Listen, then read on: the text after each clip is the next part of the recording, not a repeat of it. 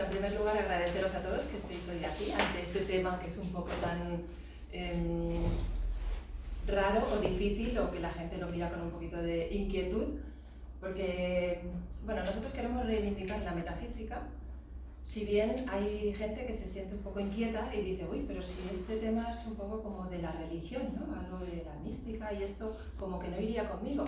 Sin embargo, lo que vamos a hacer a lo largo de esta charla es descubrir que la metafísica es la parte más genuina de la filosofía. Bien, en realidad, cuando hablamos de filosofía, hablamos de que el ser humano naturalmente es filósofo. Si bien es verdad que nosotros podemos ir a una universidad y que en esa universidad nos pueden acreditar unos estudios en torno a la filosofía, a lo que han dicho distintos pensadores, a ideas de distintas civilizaciones, sin embargo, todos como seres humanos llegamos a la vida y es como que una mano nos ha empujado, como me han empujado a mí a este estrado, ¿no? Y de repente pues estamos aquí y alguien nos dice, mira, este es tu papá y esta es tu mamá y se llama Felisa, y estos son tus tíos y estos son tus hermanos, y entonces uno empieza como a decir, bueno, pues aquí estoy y este es el entorno, la circunstancia que me ha traído. Hasta que un buen día la misma mano que te lanzó al escenario decides sacarte del escenario. Ante esa situación, el ser humano naturalmente se pregunta, y pues esto, ¿qué sentido tiene? ¿Qué hacemos aquí? ¿Qué tengo que hacer yo con esta vida que tengo? Y eso nos convierte a todos en filósofos, de manera natural. Por eso sabéis que los niños se pasan la vida en una temporada que empiezan, pero ¿y por qué? ¿Y por qué? ¿Y por qué? ¿Y por qué? Porque de manera natural nos preguntamos el porqué de las cosas. Cuando somos niños, luego esas preguntas se van apagando. ¿Y por qué se van apagando? Pues precisamente porque la sociedad y de alguna manera nuestro mundo hace que pensemos que ya han sido respondidas. Y entonces, así tenemos, por ejemplo, os voy a poner un ejemplo, ¿no? Si decimos, si el niño dice, pero papá, hola, ¿qué tal? Papá, ¿por qué el cielo es azul? Y entonces el papá dice, bueno, esta me la sé. Y entonces dice, bueno, mira, es que resulta que en la atmósfera hay muchos gases, hay muchas partículas, y entonces la luz cuando entra por la atmósfera resulta que se dispersa. Pero hay un haz de luz que es la luz azul, que como es unas ondas más rápidas, pues entonces se dispersan más y por eso el cielo es azul. Y uno dice, ah, muy bien, ya lo he entendido. Pero ese no es el porqué, ese es el cómo. Porque es verdad que en otros momentos del día, precisamente el cielo es casi rojo, en el momento del atardecer. Podría ser rojo siempre, ¿por qué no es rojo siempre y es azul? Porque el cielo de Marte es rojo, y porque podría haber sido verde, amarillo, violeta. Es decir, que no nos han respondido por qué el cielo es azul. Nos han dicho cómo es que es azul. Es decir, que esa pregunta sigue ahí. Lo mismo que si nosotros vamos a casa de un amigo y entonces nos invita a comer y nos presenta un pastel de verduras. Y nosotros decimos, bueno, ¿por qué ha presentado? ¿Por qué nos ha hecho un pastel de verduras? Ah, pues porque fui al mercado, compré las verduras, las lavé y las cociné. Pues no es la respuesta. Entonces a veces utilizamos una falsa lógica, una falsa forma de razonar que nos lleva a pensar que ya está solucionado, que la pregunta está respondida y que si acaso aún nos quedan dudas, pues será que nosotros, pues, no sé, no lo entendemos del todo. De manera que en realidad el filósofo lo que tiene que hacer es no dejar morir esas preguntas, porque no es tan importante el encontrar la respuesta, que ya veis que no hay una respuesta que sea fácil, porque el cielo es azul, no es fácil. Pero sí que es importante que nosotros no perdamos de vista que ahí existe un enigma, que ahí existe como algo que no está resuelto, porque eso nos da otra dimensión de la vida.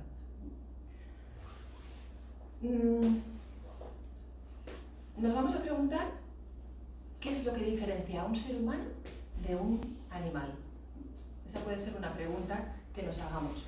Sabéis que desde el mundo de la paleontología, de la antropología, pues normalmente se encuentran restos, ¿no? Pues podemos pensar en Atapuerca, han encontrado un fémur, han encontrado una cadera, un trozo de una cadera, y entonces enseguida dicen, bueno, estamos ante un resto que consideramos que es humano porque es bípedo, porque este mono andaba.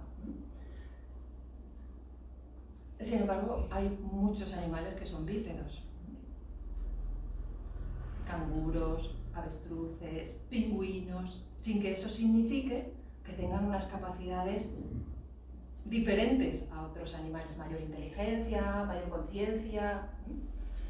De manera que lo del bipedismo es una característica que no se puede llegar a asociar directamente con la diferencia entre un animal y un ser humano. De hecho, muchos de los restos que se han clasificado como Paranthropus, pues ahora hay muchos científicos que ya dicen que no son humanos, son restos animales, si bien pudiera ser que fueran bípedos.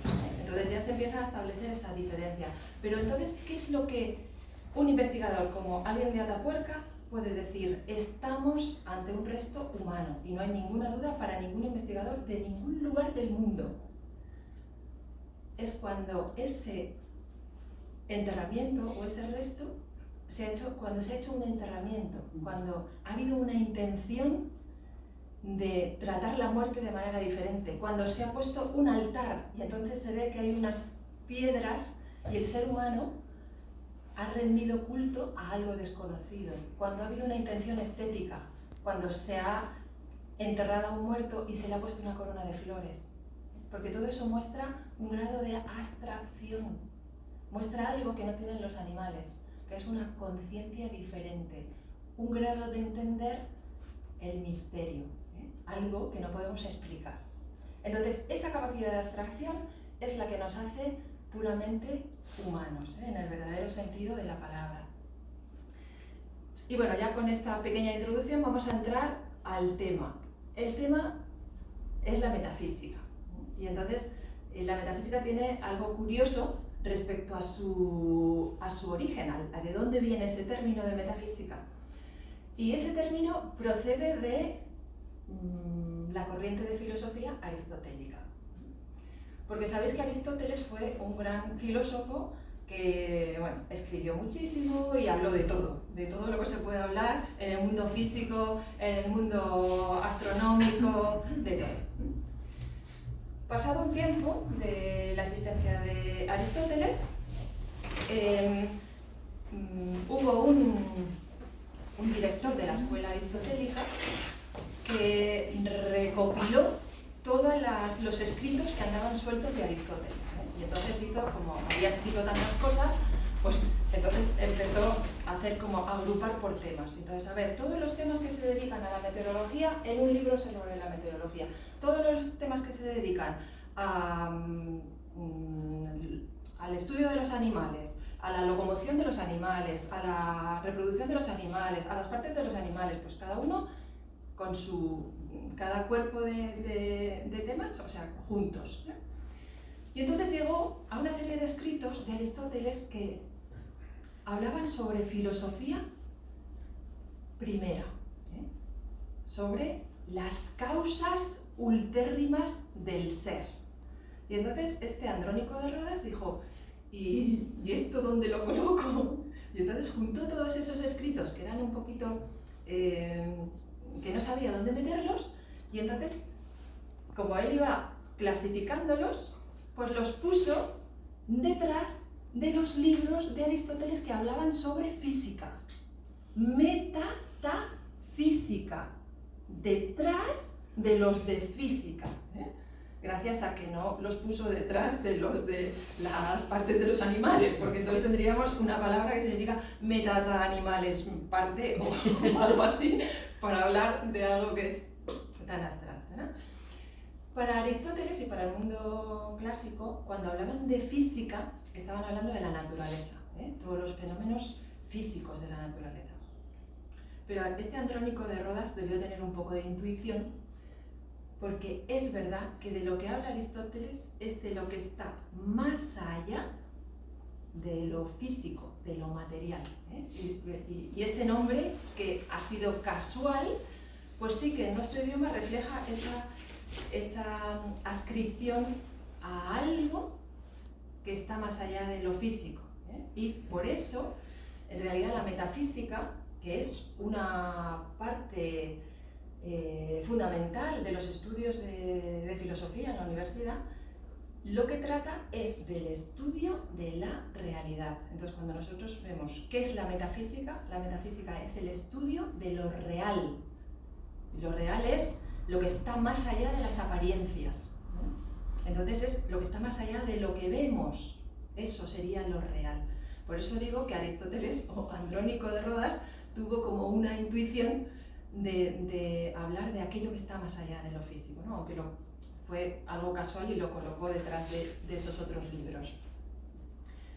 Entonces, ¿qué es lo que estudia la metafísica? Cuando nosotros vemos en la universidad qué cosas estudia la metafísica, pues podemos decir, la metafísica estudia, para cosas que nos suenan, ¿no? Estudia el concepto de Dios, y a eso le llama teología. Estudia el concepto de las causas finales de las cosas, y a eso le llama teleología. Estudia el ser, a eso le llama ontología. Se preocupa de la identidad, de ver cuál es la identidad de las cosas, el ser de las cosas. Se preocupa del devenir, de qué es lo que cambia y qué es lo que permanece. Muchos términos, como por ejemplo el monismo. El monismo significa la unidad que hay detrás de todas las cosas, la sustancia última, única que hay detrás de todas las cosas. Y bueno, pues un poco así pues podemos definir un poco más qué es esto de la metafísica. ¿Quiénes han hablado de metafísica? ¿O quiénes podemos decir que se han acercado a la metafísica? Bueno, pues curiosamente muchos científicos que han sido grandes místicos. Porque llega un momento en que el estudio de la ciencia converge con el estudio de las esencias, de lo inmaterial. Cuando te metes a estudiar la materia, llega un momento en que encuentras que ya no hay materia y dices, ¿qué hay aquí? Y entonces muchos de los físicos cuánticos tienen escritos verdaderamente místicos. Pero yo quería traer una teoría científica, que es la teoría de las supercuerdas. No sé si habéis oído la teoría de cuerdas, la teoría de supercuerdas, que lo que busca es, lo que nos dice es que cuando tú llegas al nivel de los átomos, detrás del nivel de los átomos hemos encontrado las partículas subatómicas, que son un montón. Pero ahora resulta que habría una teoría que dice que detrás de todas esas partículas subatómicas, en una escala muchísimo más inferior, lo único que habría sería una única sustancia, que es lo que ellos llaman cuerda. Una cuerda con distintos niveles de vibración. Y entonces, en función de los niveles de vibración, parece una partícula o parece otra. Entonces, esas 100 partículas subatómicas que andan por ahí, que son todas tan diferentes, podrían ser solo momentos vibratorios diferentes de una única sustancia. Entonces, estamos hablando de que este mundo plural manifestado podría verdaderamente ser tan solo una unidad que se muestra así, de manera plural. Entonces decimos, los científicos han hablado de metafísica, los filósofos de toda la antigüedad han hablado de metafísica. Si nosotros nos vamos a Parménides, Parménides habla de la unidad. Parménides nos dice, esto que veis es irreal, la multiplicidad no existe, lo que existe es la unidad. Y tenemos a Zenón de Elea, que él se encargó de demostrar por medio de las aporías esas series de inconsistencias que nos permiten racionalmente entender que efectivamente el mundo no es como parece y que hay una ilusión de los sentidos y que en el fondo lo que habría sería una unidad.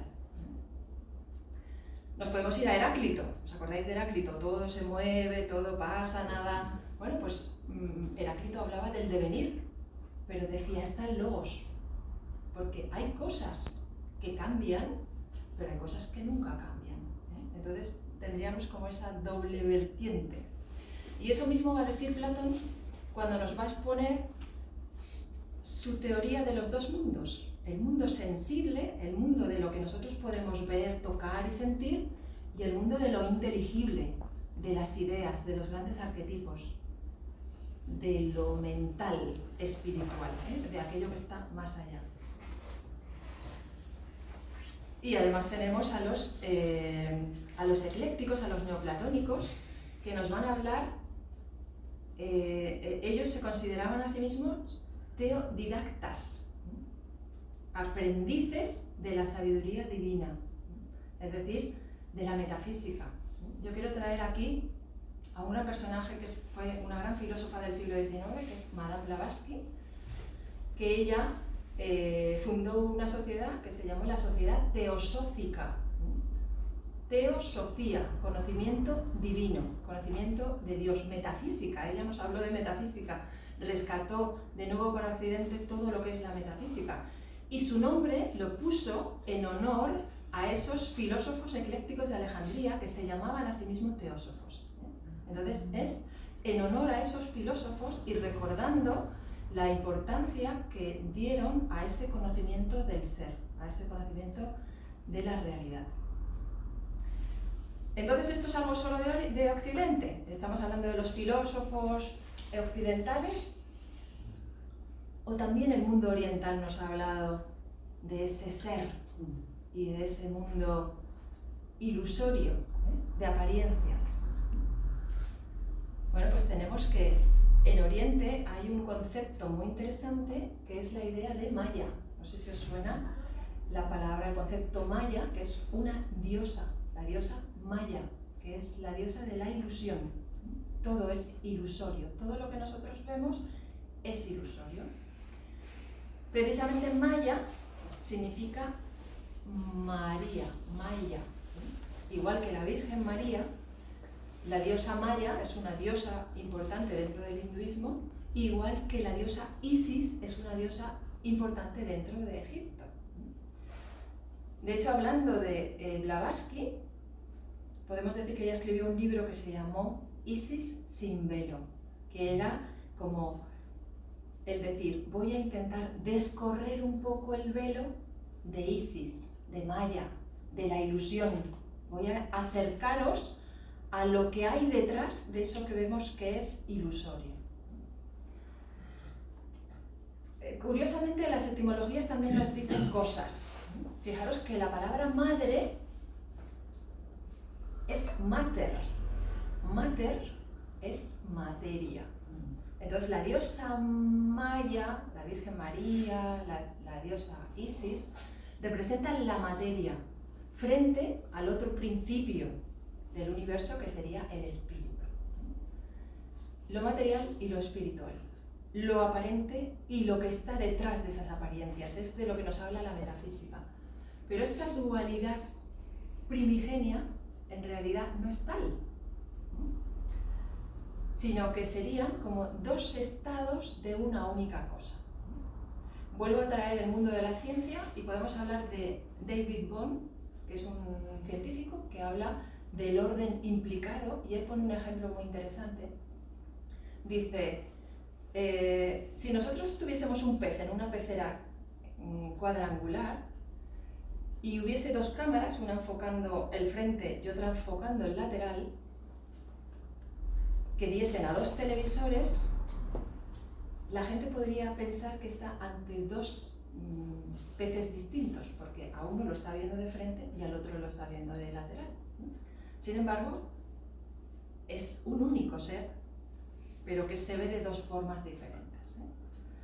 De manera que estos filósofos metafísicos nos hablan de que en realidad esa diferenciación entre espíritu y materia, Purusha y Prakriti, que dirían los hindúes, en realidad son como dos estados de una única cosa.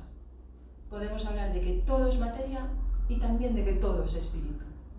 O que materia y espíritu es lo mismo en distintos grados de densidad, podríamos decir. Y así como, por ejemplo, el concepto de socrático del bien y el mal, esa dualidad que nosotros vemos, no sería tal, porque el mal tan solo sería la ausencia de bien. Si nosotros pensamos en la luz y en la oscuridad, lo podemos ver más claro. Cuando hablamos de oscuridad, hablamos de ausencia de luz. No es lo mismo que yo tenga la mano ahí, la luz que recibe, a algo que esté debajo de la silla. Tiene más oscuridad, pero es una gradación de luz, tan solo es una gradación de luz. No es que haya dos cosas opuestas, hay una, el bien y la ausencia de bien. La luz y la ausencia de luz, o sea, la no luz. De manera que espíritu y materia sería como una única cosa en distintos grados de vibración, si queremos seguir la idea de la teoría de cuerdas. Pero os voy a contar un cuento, para hablaros de esto que dicen los hindúes sobre Maya. Entonces nos cuentan que ahí en la India pues es típico estos maestros mendicantes que van con sus discípulos, o que iban en la antigüedad con sus discípulos, recorriendo distintos lugares y que pues hacían voto de pobreza y no tenían un lugar fijo donde vivir, iban paseando por los distintos pueblos, enseñando en los lugares donde paraban, y a veces llevaban discípulos con ellos a los que enseñaban. Entonces uno de estos discípulos una vez estaba con su maestro caminando y el discípulo le preguntó al maestro: «Maestro, ¿podría explicarme qué es el Maya?». Entonces estaban caminando en un día con muchísimo calor y entonces el maestro le dijo: «Uy, pero esto requiere una larga conversación. ¿Por qué no bajas al pueblo, me acercas una jarra de agua, un vaso de agua, un cuenco con agua, y así, sentados a la sombra y bebiendo un poco, pues lo podemos explicar mejor?». De manera que el discípulo pues bajó con su cuenco para coger agua para ellos, para beber, y entonces llamó a la primera casa del pueblo. Y cuando llamó a la casa, entonces quien abrió la puerta fue una joven muy bella, con una mirada preciosa, y que le miró con tanto amor, con tanta ternura, que en el momento él se quedó como encandilado de que pudiese existir tanta bondad, tanto amor. La chica le hizo pasar y entonces le invitó a cenar, porque allí estaba su padre, y bueno, pues entonces él se quedó a la cena, hablaron, conoció cuál era un poco pues cómo vivían, que se dedicaban a la agricultura, tenían ganado, y esas condiciones de humildad, pero con tanta armonía. Entonces él se quedó y empezó a ayudar al padre en las tareas domésticas, en las tareas de la agricultura, y la relación era tan bonita entre ellos dos, que entre la joven y él, que en un momento él le pidió al padre la mano de su hija para casarse con ella. Y se casaron. Y al poco sintieron la necesidad de tener hijos. Entonces vino el primero, el primogénito, luego vino el segundo, luego vino el tercero, y era todo tan maravilloso el criar a los niños, el ver la felicidad de unas almas que están empezando a florecer en la vida. Todo era perfecto. Pero entonces en la India sabéis que están los monzones.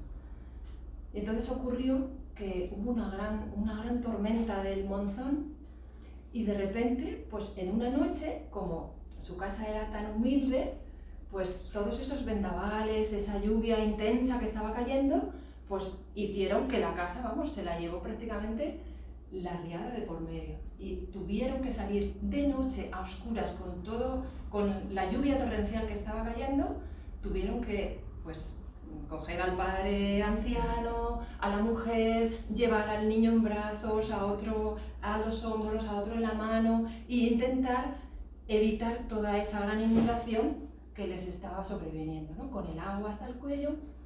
Y en un momento es cuando golpes de estos de inundación hacen que pierda el padre, luego es la mujer la que la pierde, y al final no puede siquiera agarrar a ningún hijo, y es como que de repente ha perdido todo. Sigue la noche y amaina la lluvia, y de repente lo vemos a él en medio de un cauce ya prácticamente todo seco, llorando desesperado, total desolación, cuando de repente por detrás escucha la voz del maestro diciéndole, pero, ¿qué pasa? ¿Qué haces que no me traes el cuenco de agua?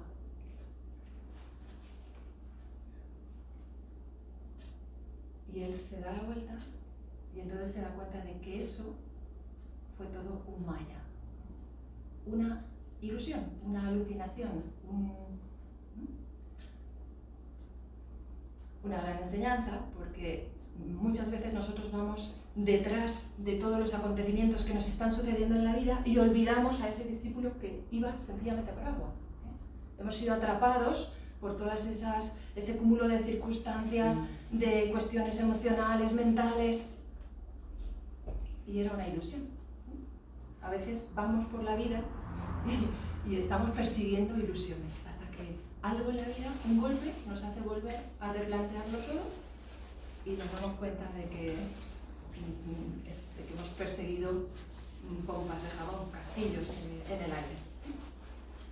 Bueno, pues esta idea los orientales la han expresado por medio de lo que ellos llaman la liberación, un camino de desapego de todas las circunstancias materiales, emocionales, mentales del ser humano, y el final de ese camino es el nirvana, que os sonará, ¿no? La idea del nirvana, que significa fuera del bosque, es decir, cuando la conciencia del ser humano ha dejado la pluralidad, ha salido de lo que es las apariencias, el mundo en el que vivimos, y ha contactado con lo real.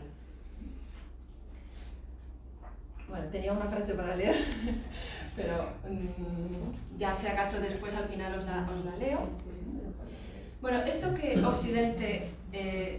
Oriente lo explica así a través de la liberación, la consecución del nirvana, pues Occidente lo ha explicado con una frase típica de la filosofía que resume el trabajo que tiene que hacer un filósofo para llegar a conectar con lo real, que es conócete a ti mismo. Era una frase que se encontraba en el frontispicio del templo de Apolo en Delfos, y que lo que nos está indicando es que el conocimiento de lo real, de la realidad de las cosas, no es necesario buscarlo fuera, sino que hay que buscarlo dentro, es decir, que nosotros mismos podemos llegar a conocer qué es lo real. Y por eso nosotros en esta escuela de filosofía de Nueva Acrópolis, muchas veces cuando decimos qué tipo de filosofía hacemos, decimos que nuestra filosofía es una filosofía esotérica, que es otra palabra de esas que uno dice, uy, ¿qué significa esotérico? Pues esotérico no tiene ninguna connotación negativa, sino todo lo contrario. Esotérico significa lo que está detrás. Sabéis que, por ejemplo, los escritos de Aristóteles se diferenciaban en esotéricos y exotéricos, de cara al gran público y de cara a un público profundo que ya tenía un cierto conocimiento, un bagaje filosófico. Entonces, esotérico significa aquello que está detrás de las cosas y que mueve las cosas, que es lo que le da soporte, lo que le da consistencia. De esta casa diríamos que lo esotérico son los cimientos, porque no se ven, pero son los que permiten que la casa esté en alto. De nuestro cuerpo, lo esotérico serían los huesos, que no se ven, pero gracias a que están ahí dentro, pues permiten que el cuerpo se mueva. Es decir, que cuando hablamos de una filosofía esotérica, estamos hablando de una filosofía trascendente. Y eso es lo que decía Saint-Exupéry en El Principito. Fijaros, lo esencial es invisible a los ojos, lo mismo, estaba hablando de lo mismo. Cuando nosotros vamos tras las esencias, en realidad estamos queriendo profundizar en la vida, queriendo comprender las causas, el sentido de todo lo que sucede. ¿Y cómo llegamos a eso? Pues aquí entra la segunda parte de la charla, que es a través del pensamiento simbólico. A través de eso que hemos dicho que diferencia a un animal de un ser humano, y es su capacidad de abstracción.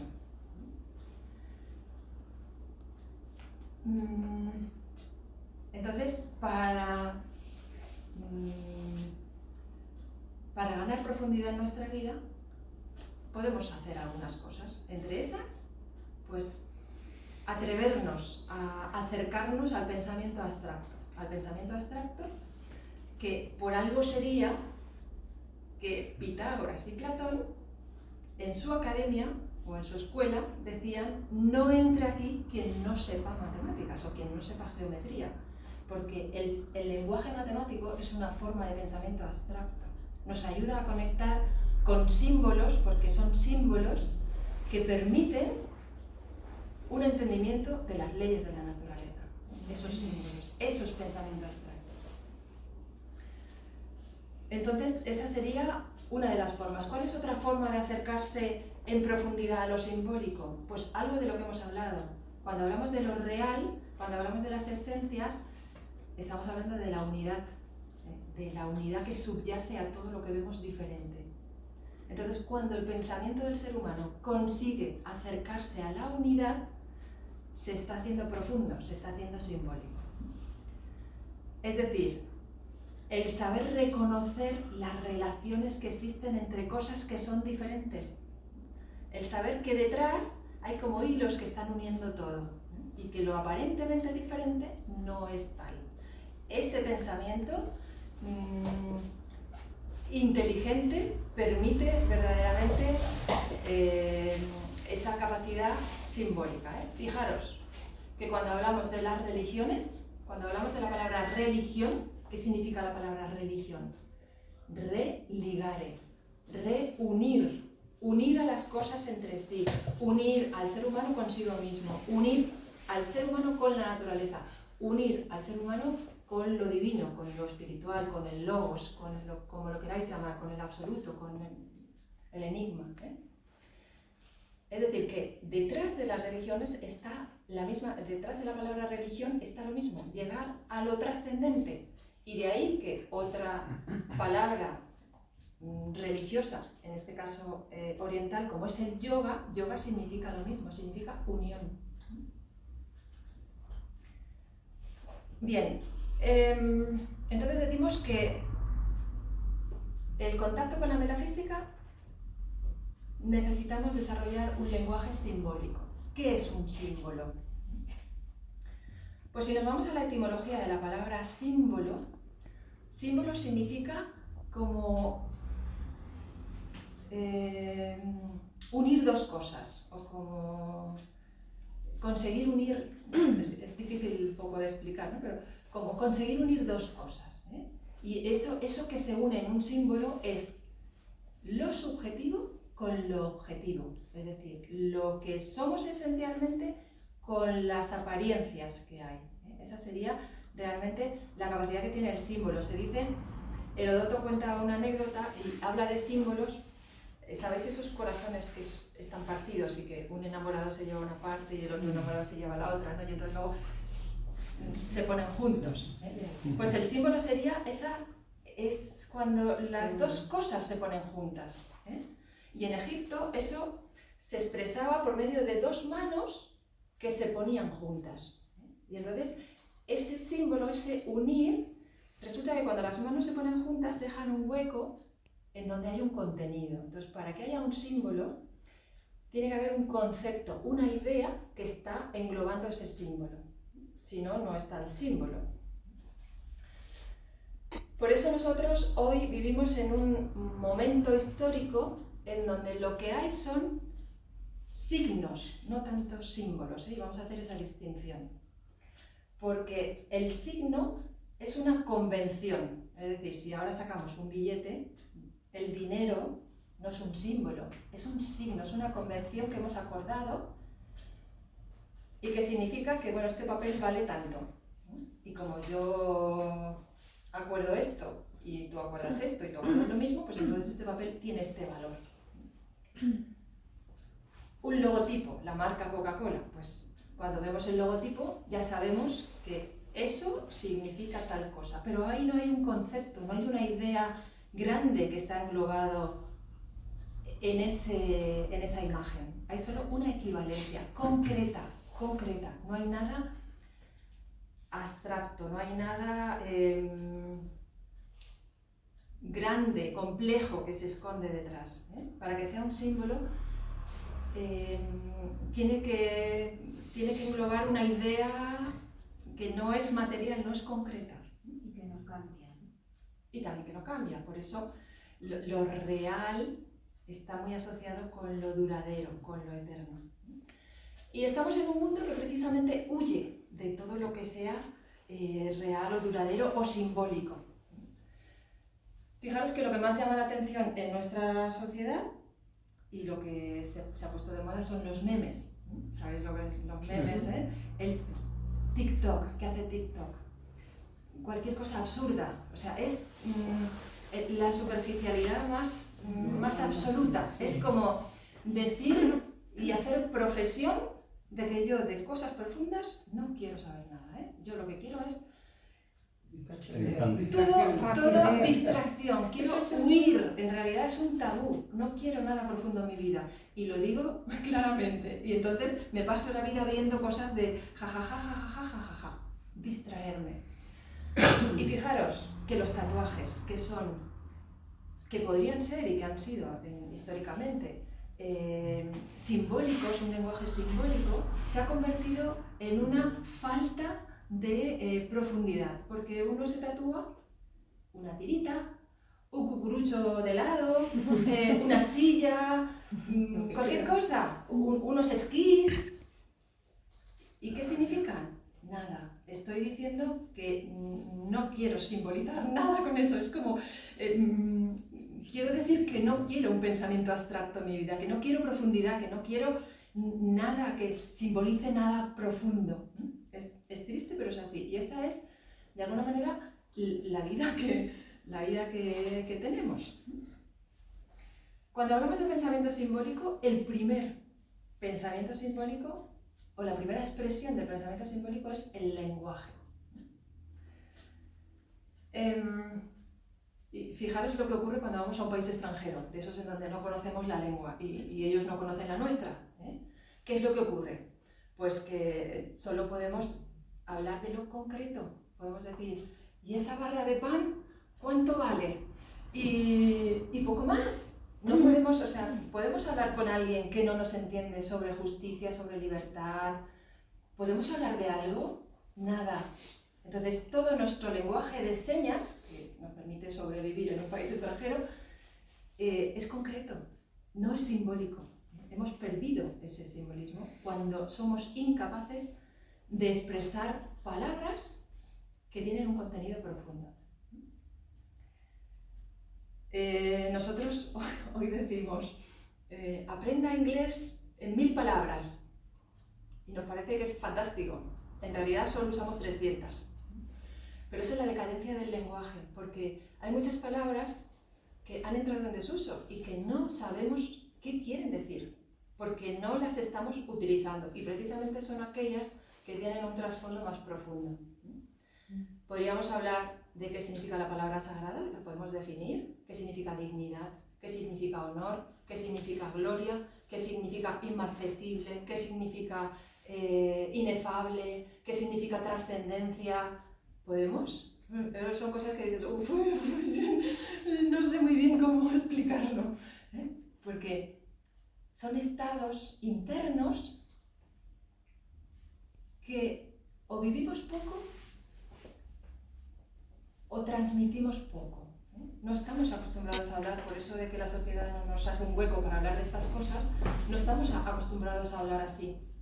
Y entonces vamos perdiendo incluso las palabras que podrían reflejar cómo nos sentimos y que podrían ayudar a compartir esos estados de conciencia que nos están acercando a lo real. Entonces esa es una limitación del lenguaje y una degradación de nuestros idiomas que están perdiendo muchas palabras. Fijaros que nosotros decimos, hemos traducido el lenguaje jeroglífico y ahora pues podemos leer lo que dicen los jeroglíficos que hace tiempo no podíamos. Sí, podemos leerlos, pero no lo entendemos. No los entendemos porque resulta que el pensamiento egipcio y el ser humano egipcio era muy profundo, muy metafísico. Y entonces nos hablan de cosas que nos quedamos igual, ¿eh? Y es como, vale, he traducido las palabras, pero ahora, ¿cómo llego yo a comprender lo que esas palabras querían decir? Entonces ahí tenemos como otro hándicap, podríamos decir. Bien, cuando nosotros hablamos de la pérdida del lenguaje, con esto no queremos decir, y queremos también hacer notar, que la intelectualidad es una de las maneras que también nos alejan de la realidad. Muchas veces sofisticamos el lenguaje y lo llenamos de palabras de estas que no sabemos lo que quieren decir, y entonces escuchamos a alguien hablar y decimos, jolines, ¿cómo habla? No he entendido nada, pero debía saber mucho, porque utiliza un lenguaje muy técnico. Entonces, atención, porque la mente a veces también nos puede alejar de la realidad intelectualizándolo todo. Yo puedo dar una gran charla y estar 2 horas hablando sobre el amor e intelectualizar todo lo que se siente, lo que no se siente. Otra cosa es vivir un estado de enamoramiento, de amor a la vida, de realmente sentirse agradecida por todo lo que estás sintiendo. Ese sentimiento es diferente a una intelectualización de lo que sería el amor. Un niño que nunca se ha enamorado, que pues puede leerse tratados sobre el amor, pero hasta que no se enamora por primera vez no sabe lo que es el amor. Lo mismo pasa con los estados místicos. Plotino tuvo estados místicos, Santa Teresa de Jesús, San Juan de la Cruz. Podemos entender, por más de que nos escriban un libro entero, mientras nosotros no tengamos un accesis místico, no vamos a saber de qué están hablando. Entonces ya Madame Blavatsky, de nuevo, en uno de sus libros, nos dijo: la mente es el gran destructor de lo real, de la realidad, de la esencia, porque analiza, recorta, quiere poner rótulos, quiere tenerlo todo, disecciona y entonces está matando las cosas. Un símbolo no. Los símbolos permiten que cada cual interprete y entienda lo que está a su alcance, sin quitar nada. Entonces, por ejemplo, una bandera. Pues para unos una bandera es el símbolo de un equipo de fútbol que gana de vez en cuando sale ahí a luchar, a competir con otros equipos. Para otros pues puede ser unas playas, un sol, una gastronomía. Para otros puede indicar unas tradiciones, unas raíces. Y hay gente que puede dar la vida por un trozo de tierra, que está reflejado en ese trozo de tela. Entonces es el mismo símbolo. Lo que le dice a cada uno es variable. Entonces el pensamiento, el lenguaje simbólico es un lenguaje que se expresa de muchas maneras, el lenguaje abstracto. Tenemos el lenguaje de la música, eso es lenguaje simbólico, porque las notas forman un lenguaje que es universal. Y aquel que sabe de notas, el compositor, pues puede hacer con esas notas una melodía que cuando uno lo escucha, dice, aquí me está trayendo a la gloria. O sea, noto que esta música me produce gozo, me da gloria, o esta otra me produce paz. Y resulta que con ese lenguaje musical ha sabido transmitirnos un sentimiento elevado, con un lenguaje que es un lenguaje universal. Lo mismo que hemos dicho, que es el lenguaje universal de las matemáticas, de la ciencia, y lo mismo que podemos decir ahora, que es un lenguaje universal, el de los símbolos teológicos, el de los símbolos trascendentes, metafísicos, que están detrás de todas las religiones y que nos permiten acceder a un tipo de contacto con la realidad que de alguna manera es como innato en el ser humano, aunque tiene que aprender ese lenguaje. En ese mismo lenguaje se engloban los mitos y los cuentos, y por eso a todos nos resultan tan atractivos los mitos y los cuentos, no solo en la niñez, porque nos están hablando de unas realidades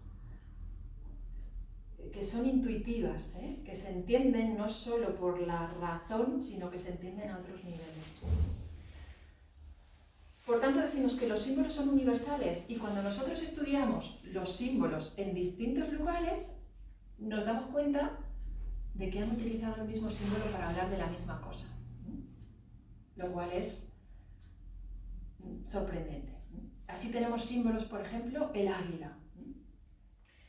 El águila, que bueno, en unos lugares es un águila, en otros puede ser un halcón, en otros puede ser un cóndor, en función de las especies que haya en la zona, pero el águila siempre está identificado con lo espiritual. Si vosotros habéis visto documentales de un águila sobrevolando el cielo y desde las alturas viéndolo todo, es tan la majestad, la elevación que produce el sentirse águila, que de alguna manera nos da como esa sensación de que ese símbolo bien puede ser el de algo abstracto, como puede ser el espíritu, que no sabemos lo que es, pero que intuimos que es algo que está como elevado, ¿no? Como es inmaterial, es como leve, sutil.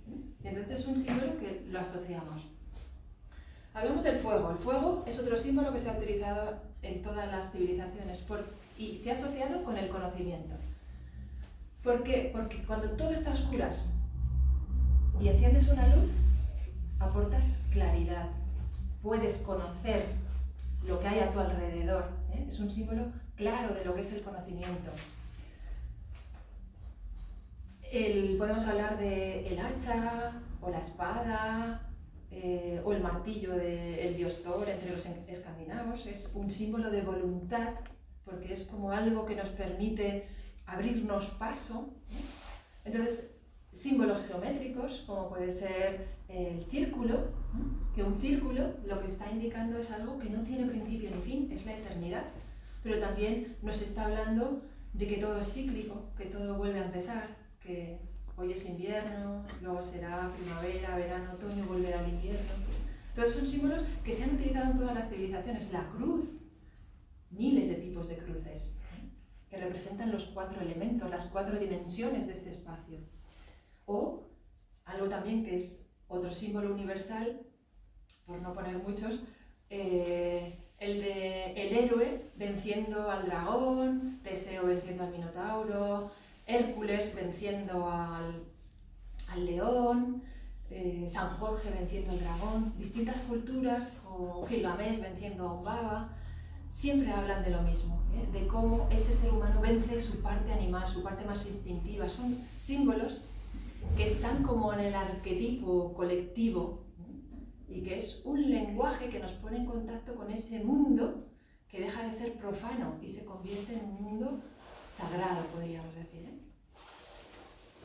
Entonces, desde aquí, nuestra invitación verdaderamente a hacer de la vida algo sagrado, hacer que nuestra vida sea una ceremonia diaria. ¿Por qué la gente necesita tantas experiencias y tan continuas y necesita irse a la India y comer gusanos fritos y irse a no sé dónde y sopa de tortuga y tirarse en parapente, consumir experiencias? Porque esas experiencias no tienen profundidad, no sabemos estar con otra persona, no sabemos apreciar la profundidad que tienen las cosas. Y como no sabemos, vamos como locos buscando muchas cosas que nos satisfagan esa necesidad que tenemos de ponernos en contacto con lo trascendente. La manera de darle profundidad a la vida es la contraria.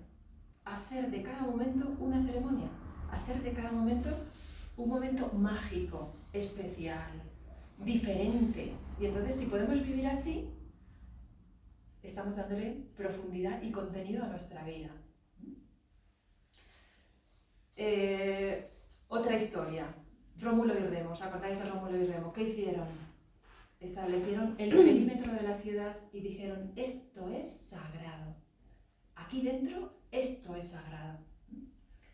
Entonces el concepto de lo sagrado, es decir, de algo que es de máximo respeto, es algo que también tendríamos que tener en nuestra vida y considerar que hay cosas que son las esencias, lo sagrado.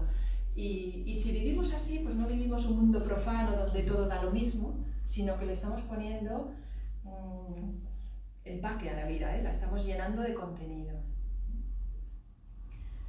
Nosotros en Nueva Acrópolis, en nuestros cursos, hacemos cursos de oratoria, que oratoria es lo que estoy haciendo yo ahora, de hablar en público, pero no es hablar en público, es orar, una oración. ¿Qué significa una oración? Significa que la parte más elevada mía está intentando ponerse en contacto con la parte más elevada vuestra.